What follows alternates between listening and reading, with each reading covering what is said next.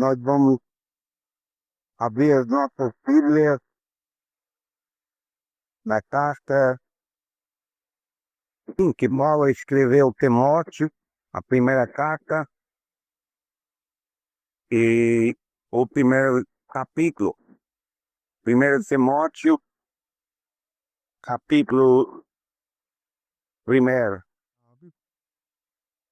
Na semana passada nós fizemos a introdução, falamos sobre algo deste livro, desta carta, e nesta noite queremos levar realmente mais avante um pouco o nosso estudo.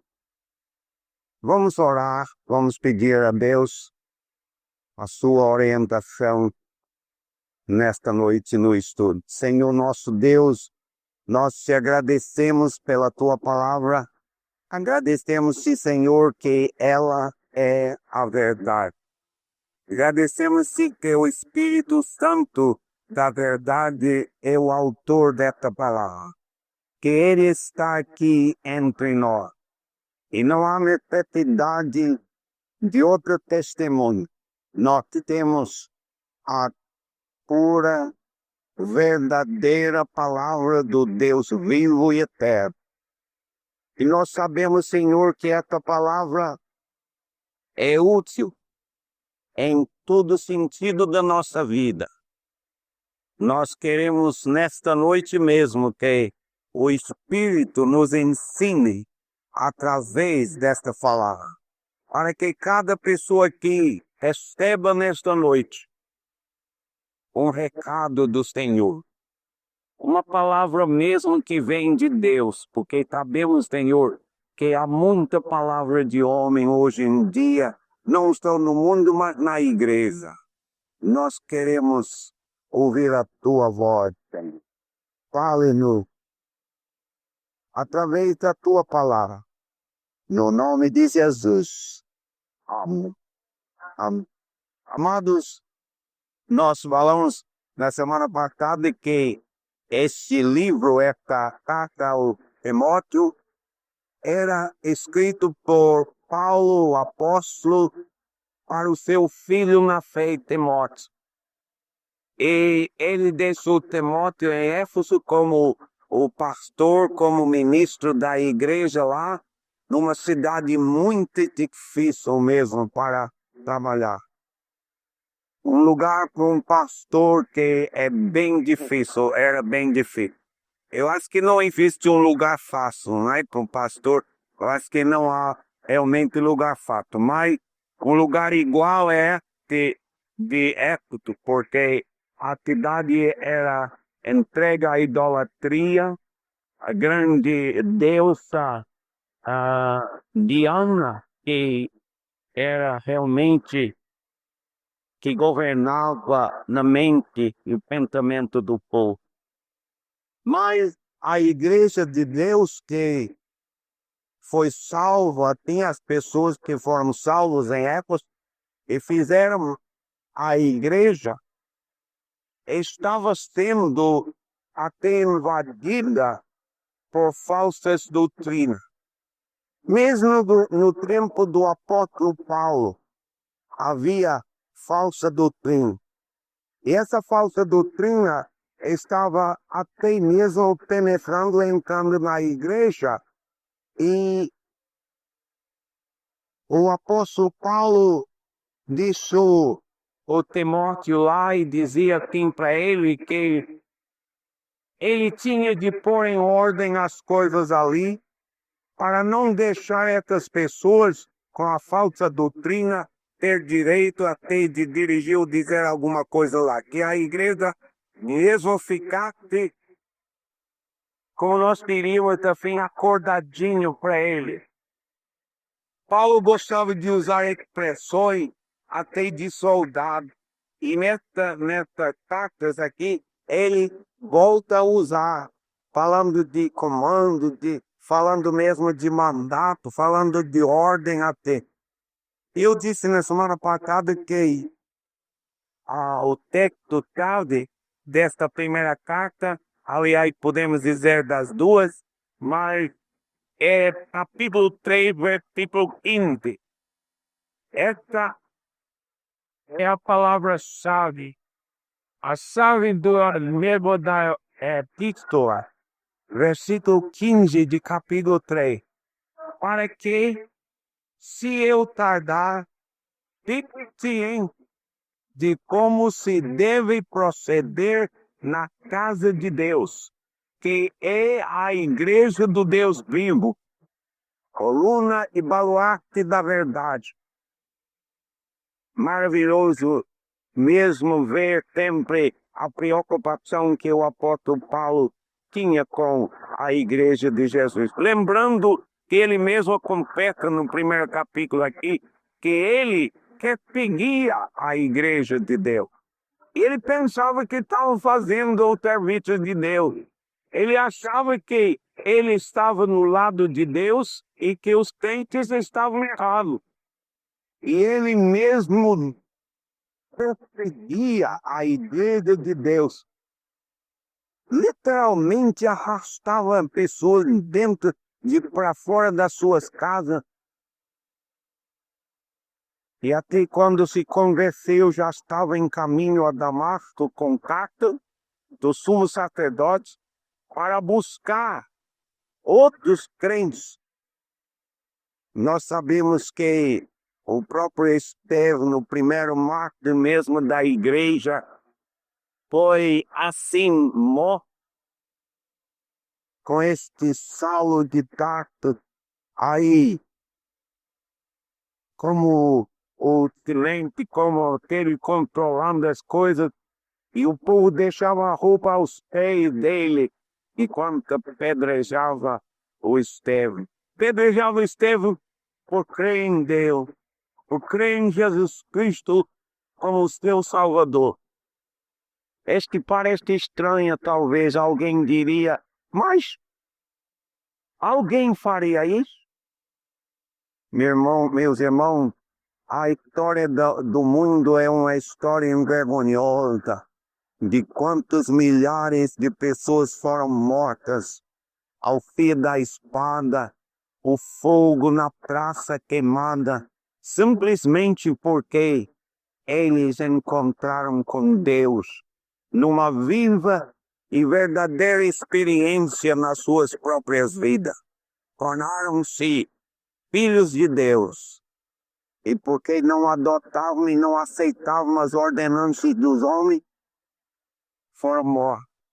E os que mataram, muitos tentaram que estavam fazendo a obra de Deus.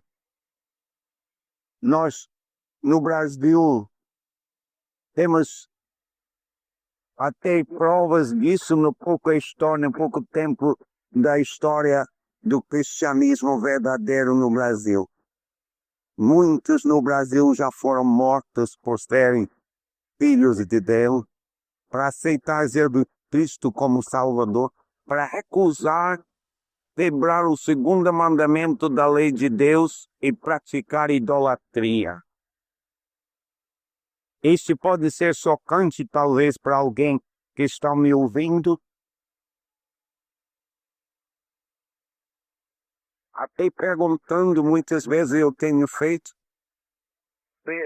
uma pergunta assim, qual é o segundo mandamento da lei de Deus? E o povo me responde, não tomarás do seu santo nome em vão, mas não é não. Este é que a Igreja Católica ensinou, mas não é. Pode pegar a Bíblia mesmo da Igreja Católica e verificar. Não é o segundo mandamento, não. Paulo deixou Timóteo lá em Éfeso para evitar idolatria e as coisas fábulas que estavam até querendo invadir a igreja contra a sã doutrina. Alguém pode até querer cobrar de mim o que eu estou dizendo agora. Se você tem a sua Bíblia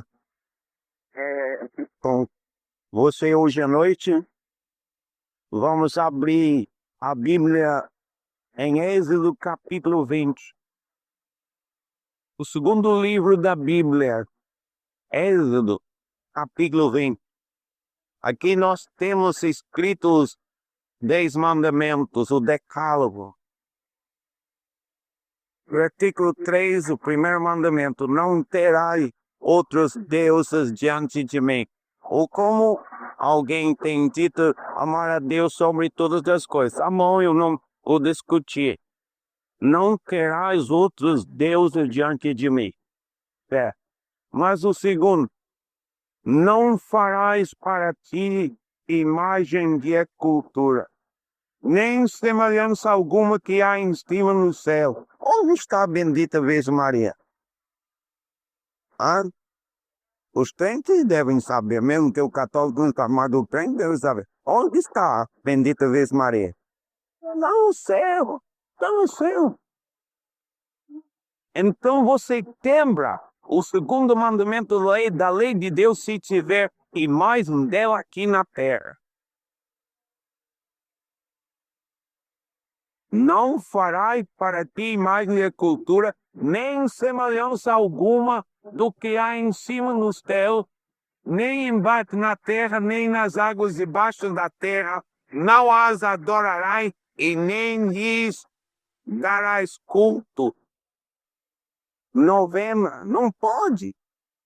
Está quebrando o segundo mandamento da lei de Deus. Mas precisa uma pessoa para ensinar isso aqui, porque outras coisas estão ensinadas e o povo diz que é Deus que disse assim. Mas Deus não disse assim, não. Aqui é como Deus disse. Está escrito mesmo na sua palavra. O terceiro mandamento, qual é? Não tomarás o nome do Senhor teu Deus em vão, porque o Senhor não terá por inocente o que tomar o seu nome em vão. É o terceiro mandamento, não é o segundo, não. O segundo é que derrubaria a igreja romana completa, por completo. Então, foi tirado. Este não é o pastor que está dizendo, eu estou dizendo para qualquer pessoa com a mínima de inteligência para ler isso aqui e ver se é verdade ou não.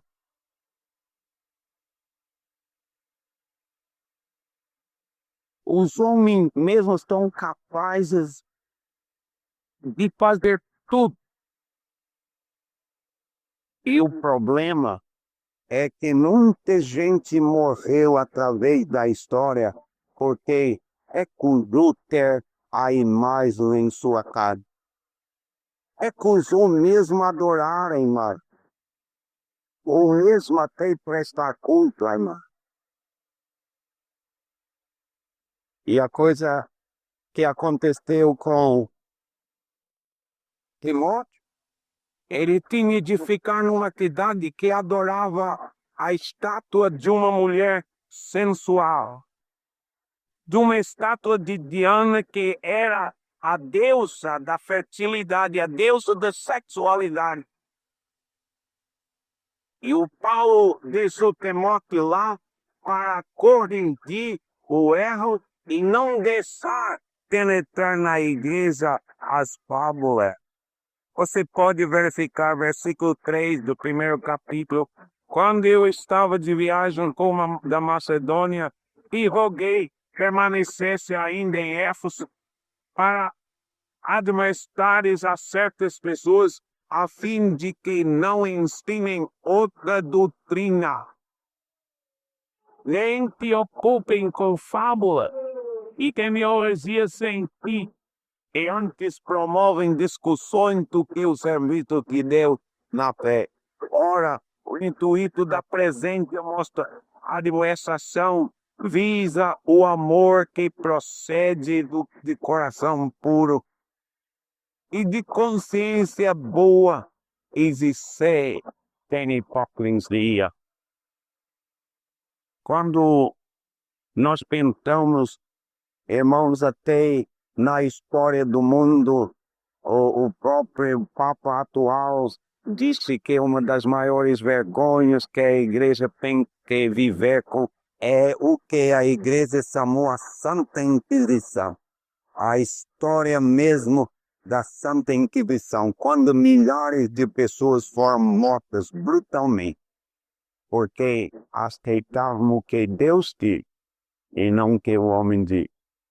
Nós temos muito relíquia, até na Inglaterra, no Museu Britânico, tem muitas coisas que foram usadas naquela Inquisição.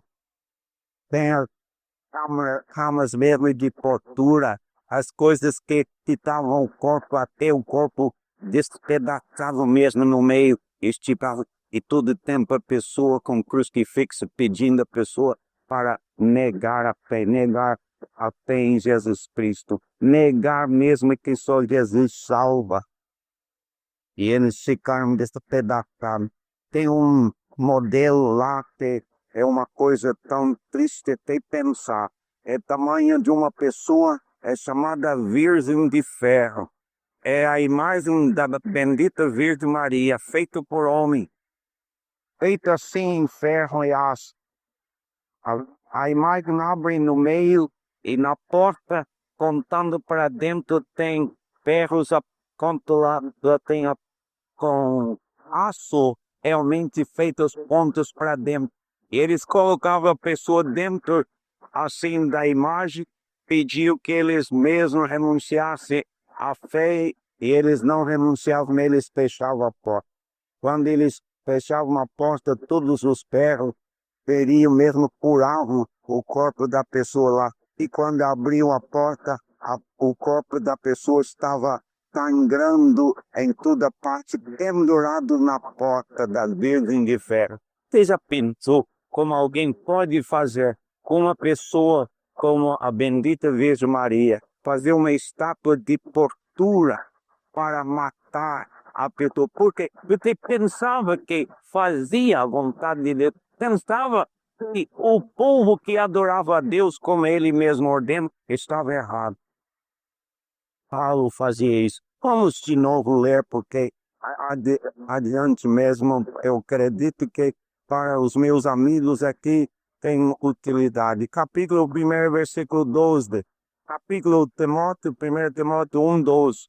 Estou grato para com aquele que me fortaleceu, a Cristo Jesus nosso Senhor, que me considerou fiel, designando-me para o ministério, a mim, que em outro tempo era blasfemo, era perseguidor e insolente, mas obtive misericórdia, pois o fiz na ignorância, na incredulidade. Transportou, porém, a graça de nosso Senhor com a fé e o amor que há em Cristo Jesus. E ela é a palavra, e digno de toda aceitação, que Cristo Jesus veio ao mundo para salvar os pecadores, dos quais eu sou o principal. Considerava ele mesmo o principal de pecador, porque perseguia a própria igreja de Deus. Mas ele fazia pensando que não era a igreja de Deus. Ele pensava que ele era da igreja de Deus. E diz ele aqui, versículo 16, mas por este modesto mesma razão me foi concedida misericórdia, para que em mim o principal evidenciasse Jesus Cristo a sua completa longanimidade, e servisse eu de modelo a quantos hão de crer nele para a vida eterna. Assim ao Rei eterno, imortal, invisível, Deus único, honra e glória pelos séculos dos séculos. Amém. O Paulo mesmo era um homem convicto que Deus realmente em Cristo Jesus era o Salvador, que Deus tinha mesmo enviado o seu Filho ao mundo, não para condenarmos, mas para que o mundo fosse salvo por ele. E Paulo, não entendendo, aceitando a religião dos seus pais, a religião em que ele era o mestre também, ele perseguia cruelmente a igreja de Deus. Este homem tornou-se um exemplo, um modelo, como ele mesmo diz, né? E meus amados, esta epístola faz parte do que nós chamamos epístolas pastorais. É uma epístola pastoral, uma epístola escrita para o pastor, para o missionário, para o líder, para o trabalhador, realmente um líder na igreja de Deus. O Dr. Sidlow Baxter, um grande homem de Deus, um homem que era um dos maiores eruditos no século XX da palavra de Deus. Dr. Sidlow Baxter diz que se há uma parte da Bíblia que pastores e ministros cristãos devem estudar, é aquela parte que é endereçada a eles em particular. A epístola pastoral. São chamados epístolas pastorais esses que nós estamos vendo, porque se tratam da organização da assembleia ou da igreja local, do ponto de vista do pastor. São para todos os crentes, mas em particular para pastores e os que têm a liderança na igreja local. Timóteo, pastor da igreja de Éfeso, recebeu esta carta do seu pai na fé, o apóstolo São Paulo. E eu tenho dito para o irmão, nós estamos apenas começando o estudo, mas eu gostaria que os irmãos lembrassem que toda a preocupação de Paulo é de colocar diante de Timóteo e futuramente, através de todos os pastores, todos que hão de dirigir ao trabalho de Deus, ele queria colocar a responsabilidade da supervisão que o pastor tem que exercer na igreja. O pastor tem que ser mesmo um homem preparado por Deus para defender a igreja contra a falsa doutrina e para ensinar a igreja a sã doutrina. O Paulo disse que ele entregou esse trabalho para o Timóteo. Vamos olhar no primeiro capítulo, versículo 18. Primeiro capítulo, versículo 18. Este é o dever de que te encarrego, ó filho Timóteo. Este é o dever de que te encarrego, ó filho Timóteo. Segundo as profecias de que antecipadamente foste objeto, combate firmado nela o bom combate. Versículo 19, mantendo fé e boa consciência, porquanto alguns, tendo exercitado a boa consciência, vieram a naufragar na fé. Entre esse que contam Himeneu e Alexandre, os quais entreguei a Satanás para serem castigados, a fim de não mais blasfemar. Nós temos muita matéria aí, coisa até profunda. Eu creio que provavelmente a gente não vai tocar neste assunto no profundo mesmo hoje, sobre entregando uma pessoa para Satanás. Mas nós temos referências bíblicas sobre isso, e realmente o que o pastor tem que fazer em certas ocasiões, com certas pessoas, para que eles aprendam não blasfemar. E por estranha que esteja talvez para alguém, para que eles estejam tal no espírito, mesmo que acabado na carne, mesmo que Satanás te acaba com seus corpos, que os seus espíritos possam ser até tal. Este aqui é bíblico, nós podemos mostrar isso claramente para os irmãos. Mas é mais assim, além de onde eu quero ir hoje, eu gostaria de dizer para os irmãos, Paulo deu uma palavra com Timóteo. Guarda. Eu quero que os irmãos olhem nas referências, podem até ler quem achar a referência que quiser, por favor. 1 Timóteo 6,14. 1 Timóteo 6,14. Não vamos perder tempo, não é? Porque o tempo é ouro, não é? Te guarde tu verdade imaculada e ira Deus Filho. Até a manifestação do nosso poder do Cristo. Paulo está falando aqui com Timóteo, versículo 14, ele diz: guardes o mandato imaculado, irrepreensível, até a manifestação da manifestação do nosso Senhor Jesus Cristo. Vamos para o próximo texto, versículo 20 deste mesmo capítulo.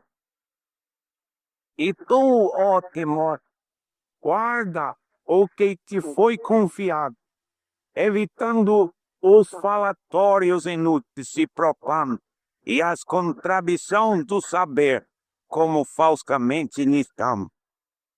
Pois alguns professando-os que desviaram da fé. A graça seja convosco. Mais uma vez, versículo 20, não é? Ele diz: ó Timóteo, guarda o que te foi confiado. Bora 1 Timóteo 5, 21 e 22. 1 Timóteo 5, 21 e 22. Pode ler. Procure literalmente bem e pista por que está direito. De black, ele pode ter reflexão na paguinha de paternidade. A ninguém bom está da mesma mão. Não que torne ouro nos pecados de outro, ou onde aqui mesmo ouro. Este é interessante que o Timóteo, o Paulo dá o ênfase assim na santidade e na pureza de vida, porque não adianta ter apenas a sã doutrina. Tem que ter uma vida que concorda com a mensagem. Não adianta uma pessoa ter tudo isso na sabedoria da doutrina e poder mesmo falar das coisas de Deus e ter uma vida inconsistente. A própria vida ou uma negação da doutrina te ensina. E Paulo sempre ensinava essa boa consciência, esta fé sem hipocrisia, esta pureza de coração. O amor que vem de Deus motivando a pessoa para que o nome do Senhor Deus, nosso Deus, seja glorificado e o pecador convertido a Deus. Nós vamos ler mais ainda o versículo 2 Timóteo 1 e 14. 2 Timóteo 1, 14.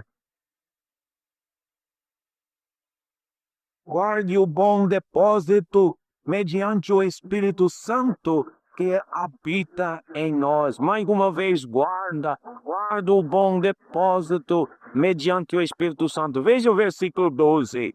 E por isso estou sofrendo, este Paulo falando. Por isso estou sofrendo estas coisas. Todavia não me envergonho, porque em quem tenho crido. E estou certo de que Ele é poderoso para guardar o meu depósito até aquele dia.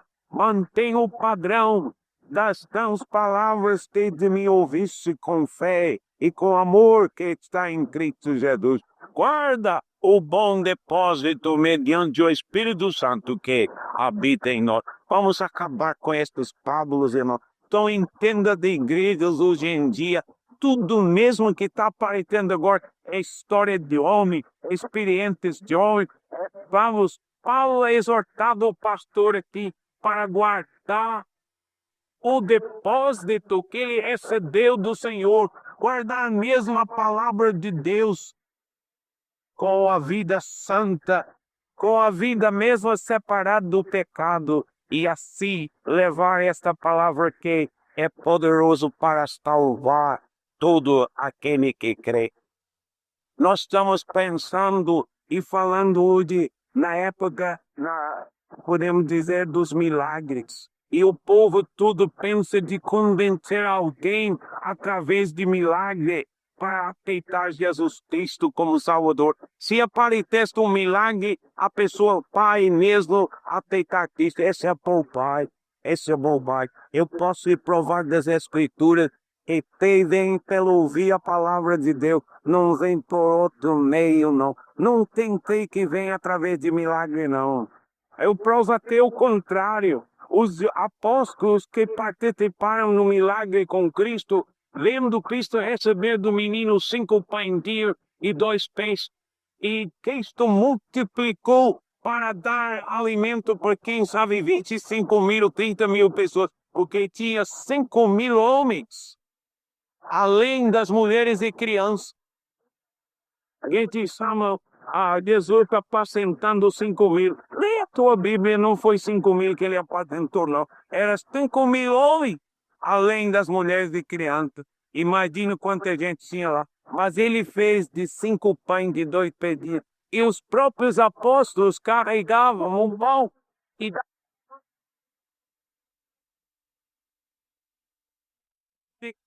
distribuíam e depois fizeram a limpeza juntando tudo que sobrava. E ele perguntou, e quantos textos sobraram? 12, disseram. Cada um trouxe, tinha a sua prova, que está aqui mesmo, o milagre. Quando entraram no barco para atravessar, só a canoa com pouca gente dentro, não tinha mais, tem comido nada, só uma canoa, vão atravessar. Jesus olhou para eles e disse para ter cuidado do fermento dos fariseus. E quando Jesus disse fermento, ele bateu um no outro e disse, que temos de trazer o pão. Ele está mesmo nos assim insultando, porque nós nos esqueceu de trazer o pão. Não é de estranhar que Jesus ficou tão triste. Olhou para e disse assim, não se lembra dos 5 pães, quantos foram alimentar? Não se lembra do outro milagre de 4? Não se lembra dessa coisa. Ele estava falando de fermento como maldade, como uma coisa que espalha, como fermento dentro de pão. E ele disse que os fariseus, que eram as pessoas religiosas naquele dia, eram como o mesmo fermento, as pessoas que estavam fazendo mal no meio do povo. E a lição dele estava sendo perdido, porque eles estavam pensando no material, no pão. E o milagre dos tênis tinha visto de Cristo multiplicar os pães e fazer tudo isso. Tivesse tido algum efeito, nenhum teria pensado em pão, não. Nós temos muitos lugares na Bíblia que provam, mas uma das coisas eu acho tão difícil, eu me lembro de um aluno meu no seminário, ele não aceitava, logo que eu mostrei na Bíblia e ainda ele ficou duvidoso. Porque eu perguntei, se alguém que vocês já conheciam, que morava na sua rua, mas já morreu, ou você conhecia bem, se você voltar para casa hoje à noite e encontra aquela pessoa lá dentro da sua casa, você dá lá, é aquela pessoa mesmo que morreu e tal. E ele, quando você chega lá, ele diz, espera aí, eu só voltei para te contar que deve aceitar Jesus mesmo, que esse é o caminho certo e tudo assim. Aí eu perguntei deles, você acha que todos os incrédulos, toda pessoa sem incrédulo aceitaria Jesus Cristo, aceitaria mesmo a salvação, recebendo a notícia já da morte, alguém voltando da morte? Aí eu mostrei na Bíblia, Jesus disse que não se convence, nenhuma pessoa se convence, mesmo que alguém voltasse da morte, e não aceitar a sua palavra. Ele disse, se não aceitar a palavra, nem tampouco aceitaria, ainda que alguém voltasse da morte. Para contar, veja qual é a tua situação, se você não é salvo por Jesus.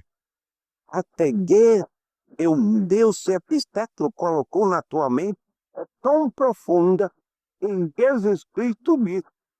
E mesmo se alguém voltasse da morte, você não aceitaria. Se não aceitar na sua santa palavra. Porque ele ordenou que salvaria todos que creem pela pregação da sua palavra. O único meio que Deus salva. Ele vem pelo ouvir a pregação. E na sabedoria de Deus, 1 Coríntios 1:21. Na sabedoria de Deus, o mundo não o conheceu por sua própria sabedoria. Aprove a Deus salvar os que creem. Pela loucura da pregação. Filho, você pode não aceitar a pregação, mas fica sabendo que se não aceitar a pregação, nem com pouca aceitaria. Mesmo que alguém ressuscitasse dos mortos. Essa é a palavra de Jesus, não é minha. Ele mesmo disse assim. E nós estamos aqui vendo a palavra de Deus, o pastor sendo mesmo encorajado para ensinar a verdade, para cortar a mentira, para não deixar mesmo fábulas e essas conversas, discussões até que tem que invadir a igreja. Mas, irmão, eu vou lhe dizer, a pura verdade é que até o povo às vezes que usa o nome de Deus, sabe mais de fábula, sabe mais de história, sabe mais destas coisas de mentiras que foram contadas por séculos do que eles sabem da própria palavra de Deus. É uma vergonha às vezes tentar numa igreja e ver um crente com sua Bíblia abrindo em Gênesis para ler o Evangelho de São João. Mas eu tenho visto crente que não sabe nem onde está o livro de São João na sua Bíblia. O pastor diz, vamos ler em João 15 e ele abre em tempo.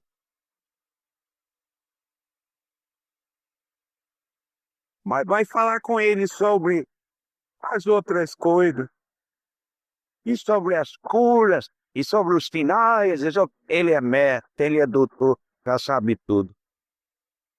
Não sabe nada, muitas vezes, da palavra de Deus. Paulo deixou Timóteo Neto dizendo, corta todas estas conversas, corta todas estas fábulas do meio do povo e volta aqui para falar o Evangelho. Ensina a doutrina que combate a falsa doutrina que está querendo invadir a igreja. E parece que tinha um versículo que eu não dei para os irmãos. 2 Timóteo 4, versículo 7. 2 Timóteo 4, versículo 7. Paulo disse no fim da sua vida, combate o bom combate, completei a carreira e guardei a fé. Ele foi decapitado, ele perdeu a cabeça. Conforme a história mesmo secular diz que Paulo, mais ou menos no ano 68, ele foi morto em coma, tiraram a cabeça dele. Mas uma coisa não tiraram foi a fé. Pode tirar a cabeça, mas guardou a fé. E que ele disse, irmão, notaram depois, eu terminei aí, eu não, quer dizer, não li mais a leitura. Você já notou que diz? Versículo 7, combati o bom combate, completei a carreira, guardei a fé.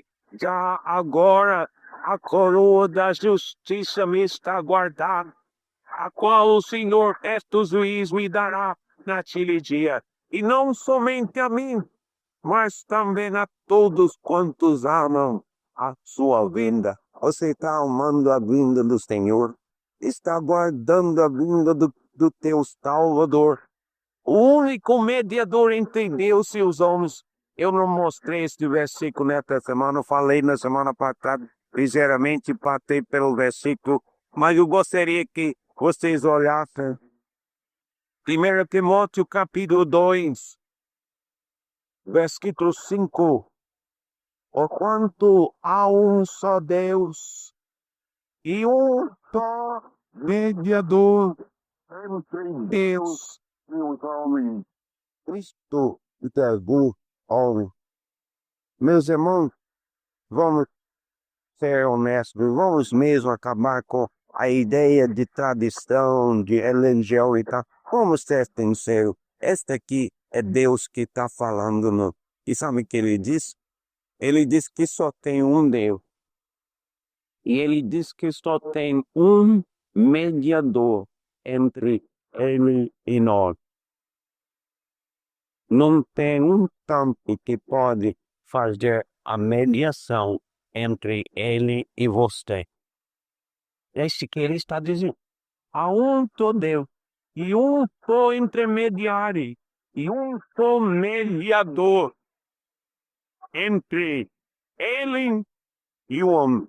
Entre meu e o homem. Ele dá o nome. Cristo Jesus. Em vão você erza no nome de qualquer pessoa. Em vão está errando. Está perdendo o seu tom. E o pior, está ofendendo a Deus. Está chamando Deus que mentiroso. Deus diz que não tem alguém entre ele e você. E você coloca. Você diz que tem. Você não notou uma coisa interessante que todas as cartas do Novo Testamento, todas as cartas, dão tudo um ensino para a igreja de Deus?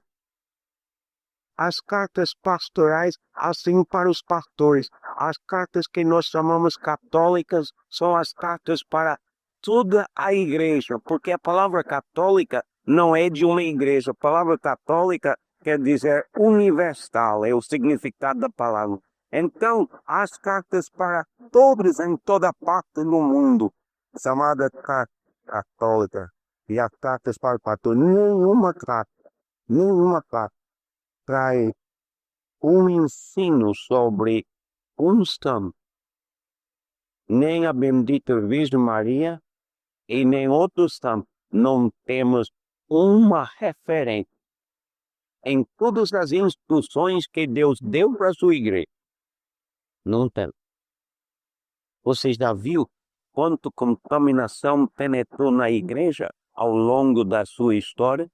Estava já entrando no ano 65, quando o Timóteo foi para Éfeso para ficar lá na igreja, já estava lá, ele foi mesmo para impedir a invasão da idolatria, invasão mesmo das coisas extra-bíblicas, das coisas que não são de Deus.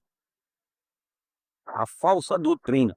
E ele ficou lá para ensinar a verdadeira doutrina.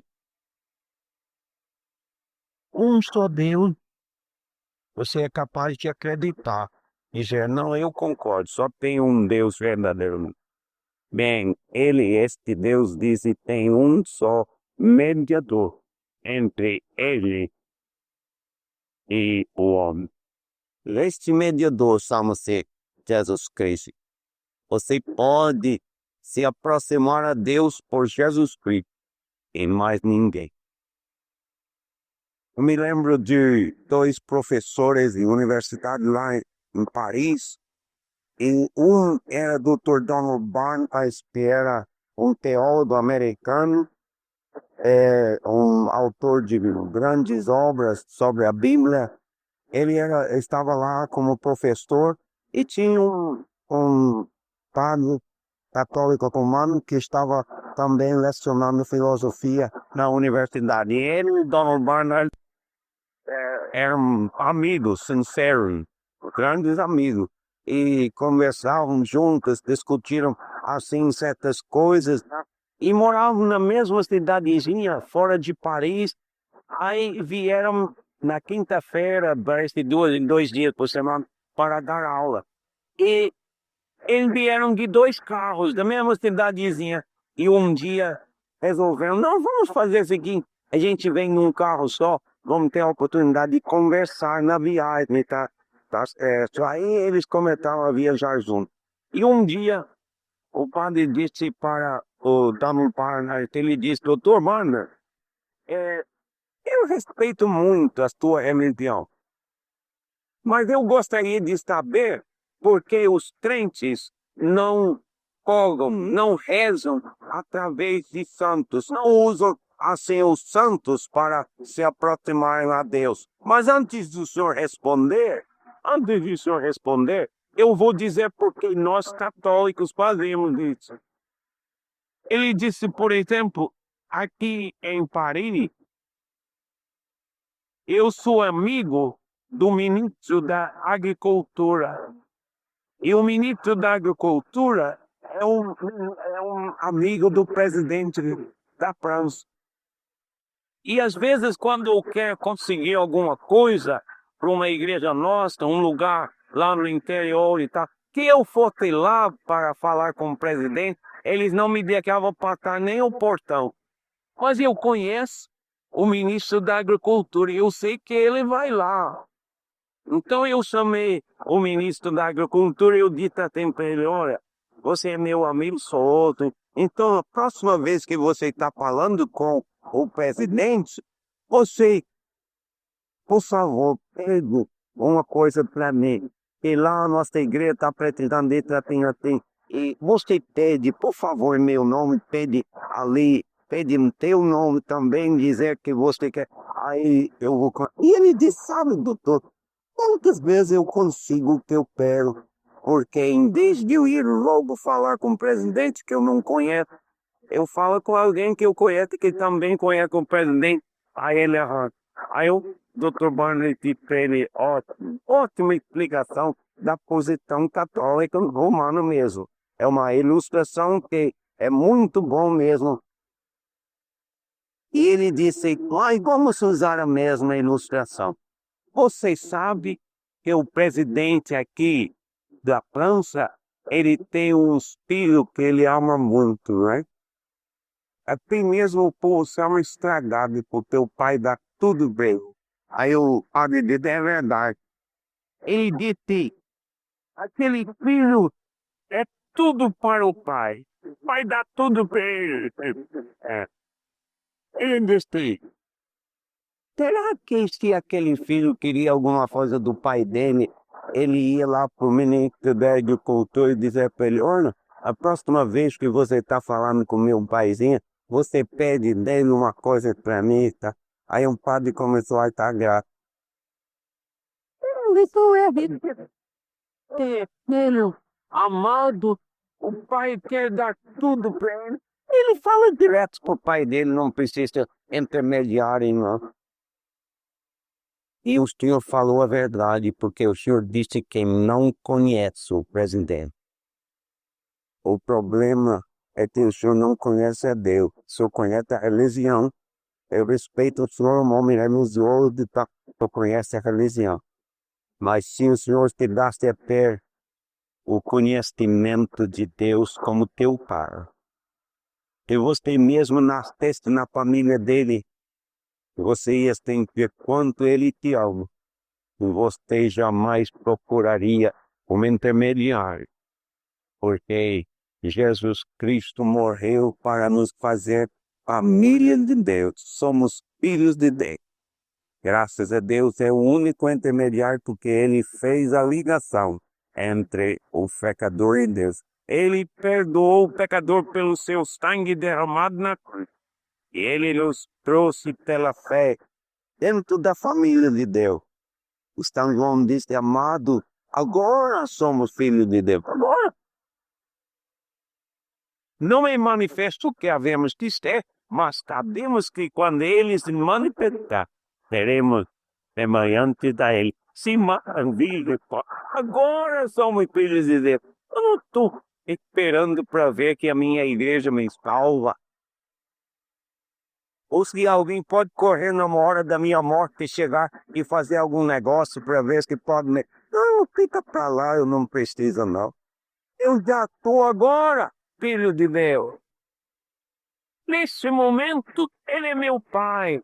E no momento que ele me chamar, eu não preciso nem de pastor, nem de padre. Eu posso ter logo, né? Graças a Deus, porque ele é o meu pai mandou. O meu pai misericordioso, o meu pai mesmo te que me ama com amor infinito, amor infinito. Você tem este pai? Ou por causa de falsa doutrina, você fica esperando alguém que prometa dar alguma coisa para ti? Na hora da sua morte, vai fazer alguma coisa para ti? Você está muito enganado. A bendita Virgem Maria é minha irmã em Cristo. A irmã dela, a prima dela, Isabel, disse para ela: bendita aquele que creu. Ela era crente, a bendita Virgem Maria. Ela acreditou que Deus disse que ia fazer. Ela aceitou. E Isabel disse para ela: bem-aventurada aquela que creu, porque será realmente o cumprimento da promessa. Maria creio que Deus ia fazer um milagre e ele fez. E Jesus nasceu por obra do Espírito Santo, da bendita Virgem Maria. E ela está na presença de Deus. Ela teria primeiro se volta a essas mentiras e vê mentirosos dizendo que a Virgem aparece em tal lugar e fala com tal. Meu amigo, não escuta a conversa de Satanás. Deixe essas coisas, por a Bíblia mesmo diz que é impossível alguém de lá para cá. Isso que a Bíblia diz. Não vai com conversa, não. E ela seria a última para vir, e não de poder corrigir esta heresia, esta coisa terrível que os homens inventaram. Fizeram mesmo uma doutrina falsa. E muitos pobres inteiros, ricos também, eu estou falando pobre no sentido de que estão sendo enganados, em vez de aceitar o que Deus diz. Estão aceitando o que o homem diz, o que a tradição diz. Não é que a Bíblia diz, não. A palavra purgatório não aparece uma vez, nem na Bíblia Católica Romana. Tanto no Egito. Não tem um padre que tem poder de perdoar pecado. Jesus Cristo perdoou pecado. E os seus filhos que são salvos por Cristo pela fé são embaixadores de Cristo. E nós saímos no mundo pregando o Evangelho para libertar o povo mesmo do seu pecado. Deus amados, temos que ter sinceridade quando estamos fazendo o papel que Paulo está pedindo Timóteo aqui fazer. Ele está dizendo, por favor, repreenda o ensina a verdade. E não pense que eu estou aqui para atacar uma igreja. Não! Eu estou aqui para atacar o erro e para revelar a verdade. Este que Paulo pediu que Timóteo fizesse. E esta, como eu disse, esta epístola aqui, realmente tem por finalidade de acabar com a mentira, tirar a falta doutrina e ensinar a verdade. E diz Paulo logo no início, como nós vemos por Timóteo, guarda a verdade, guarda mesmo que você foi ensinado, sabendo de quem aprender. E o primeiro interesse do pastor, meus amados, 1 Timóteo 1, 18 a 20. 1 Timóteo 1, 18 a 20 é que o dever de quem te encarrega o filho Timóteo, segundo as profecias de que antecipadamente fosse a mulher. Combate firmado nelas o bom combate, mantendo fé e boa consciência, porquanto alguns, tendo rejeitado a boa consciência, vieram a naufragar na fé. É muito triste. Nós temos como primeira preocupação, primeiro interesse, nós temos a preservação e a propagação da verdade. Vou repetir. Primeiro interesse de cada pastor, de cada líder, de cada diácono, de cada pessoa que tem algo a fazer no trabalho de Deus, o seu primeiro interesse deve ser você preservar e propagar a verdade. Tem que conservar a verdade e tem que propagar esta verdade. Este que nós temos de fazer do verdadeiro evangelho, como Paulo chama. Mas lembre-se da sua conduta, não é? A conduta cristã dos que pregam esta palavra pode ser uma negação de toda a sua mensagem. E a sua vida não é transformada pela sua mensagem, como é que você espera outra pessoa acreditar? Se esta mensagem não começa a mudar a sua vida, pode não ser grande mudança de uma vez, mas tem uma mudança assim, e vai mudando, a gente vê a obra do Espírito Santo na vida daquela pessoa que quer honestamente seguir ao Senhor com consciência limpa, coração puro, fé sem hipocrisia, uma fé verdadeira, não dizendo que tem fé, não rezando. Eu digo que a palavra não é mais também para insultar, é para esclarecer. Sabe qual é o sentido de rezar? A palavra rezar vem de recitar. Você vai dizer uma poesia, vai citar alguma coisa que outra pessoa escreveu. Você vai dizer uma oração, uma coisa, palavras bonitas talvez, mas você apenas está recitando, você está apenas fazendo a declamação de uma poesia. Você está fazendo isso, este não vem de um coração puro, de uma consciência mesmo tua, de uma fé sem hipocrisia. Este está vindo de coisas externas que você aprendeu. Você pode ter boas intenções, mas o que eu estou dizendo que não originou com você. É algo que você já ouviu de outra pessoa. Algo que você aprendeu. E mecanicamente você pode dizer. A gente vê o povo andando na rua dizendo, não é? A gente sabe que não é nada que vem do coração daquela pessoa. Mas quando você vê uma pessoa quase não falando, às vezes, até chorando na presença de Deus, sabe, este chama-se oração.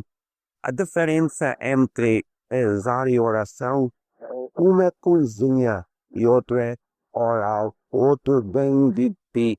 É algo que tu estás dizendo para Deus, pode não ser muito correto o português, pode não ser muito bonita a expressão, mas para Deus é bom, porque vem de ti. É algo que vem de ti, algo mesmo que vem do teu íntimo, do teu coração.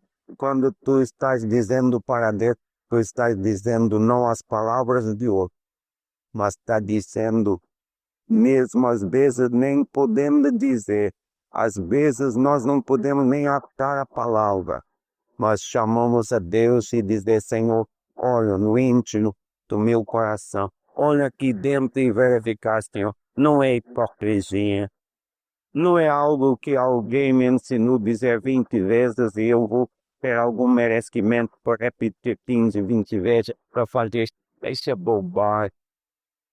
Deus é o nosso Pai bondoso, misericordioso, e Ele quer ser o Pai de cada um, e que Ele é o Pai de todos que nascem na família dele. Aqueles que recebem o seu Filho como Salvador. Ele entende. Ele pode olhar no teu coração e ver coisas que tu não pode nem expressar. Mas Ele sabe se é de coisas fere, se é tem hipocrisia. Irmão, a conduta. Eu termino lendo este versículo. 1 Timóteo 4:16. Paulo diz para ele ter cuidado da doutrina. Bota essas outras coisas para fora e ensina a verdadeira doutrina, mas veja bem, versículo 16. Tem cuidado de ti mesmo e da doutrina. Tem cuidado de ti mesmo e da doutrina. Os irmãos, eu creio, já me ouviram dizer várias vezes. Quando eu era mais jovem, eu pensei que Paulo inverteu a ordem aqui. Eu pensei que Paulo devia ter dito assim, em cuidar da doutrina, ele é de como é importante. Tem que cuidar da doutrina e de ti mesmo. Mas ele não diz assim, não. Ele diz, tem que cuidar de ti mesmo e da doutrina. Por quê? Porque uma vida inconsistente estraga toda a doutrina. Tem pessoas que têm a doutrina, mas está tudo aqui na cabeça. Podem discutir a predestinação, a soberania de Deus, podem discutir, ganhar os argumentos e está tudo aqui. Mas nunca desceu e tornou um coração de carne. Nunca viram assim como a palavra encarnada, a palavra transformada em experiência. E o povo olha, sabe? O povo olha assim, sabe? Fulano e tal, ele não é como era, não. Ele é diferente. Algo aconteceu. Aí sim, a doutrina vai ter valor. E Paulo, então, com toda certeza, ele está vendo isso de tantos anos de experiência. Ele tem que cuidar de ti mesmo. Cuidado da maneira que tu está vivendo. Afaste destas coisas, pecado, as coisas que o mundo pratica e fica escondendo. Mentira, adultério, tantas coisas feias. Deus é santidade de Deus, que é uma vida diferente. E se a tua doutrina não transforma a tua vida, não vale nada. Joga ela fora, porque ela não vale nada. A doutrina que não pode transformar o homem, faz um homem apenas um robô e fica repetindo, fica seguindo, fica fazendo coisas mecanicamente. Não, nós